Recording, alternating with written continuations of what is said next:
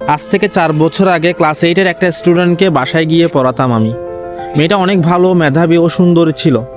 যেহেতু ও সুন্দরী ছিল তাই আমি বারবার ওকে বলতাম প্রেম ভালোবাসা এগুলোর থেকে দূরে থাকতে হবে।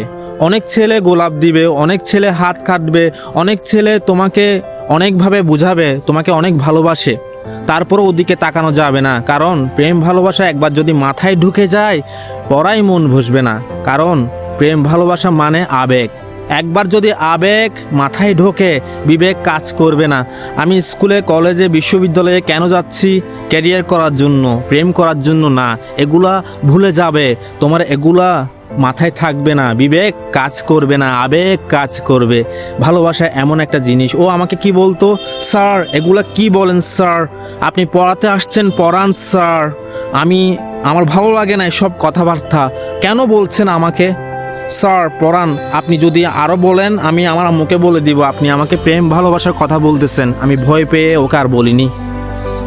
4 বছর পর শুনতেছি ও পালিয়ে গেছে ওর চাচার সাথে। যেসব মেয়ে ভাজা মাছ উল্টে খেতে জানে না এরাই দেখবে তলে তলে পালিয়ে যাচ্ছে, হাতে হাত ধরে রাস্তায় হাঁটতেছে, রেস্টুরেন্টে পার্কে বসে ডলাডলি করতেছে, রুমে যাচ্ছে, প্রেগনেন্ট হচ্ছে। এরাই। এজন্য হুমায়ুন আহমেদ স্যার বলেছেন প্রতিটা মেয়ের জীবনে প্রথম ছেলেটা হচ্ছে লাফাঙ্গা, বলদ, বকাটে। ভালো ছেলেরা কখনো প্রেম ভালোবাসা এগুলোর দিকে যায় না। ওরা ক্যারিয়ার করার জন্য স্কুল, কলেজ, বিশ্ববিদ্যালয়ে যায়, মেয়েদের সাথে পেছনে ঘোরার জন্য না, মেয়েদেরকে পটানোর জন্য না। তো মেয়েদেরকে পটানোর জন্য পিছু কারা নেই?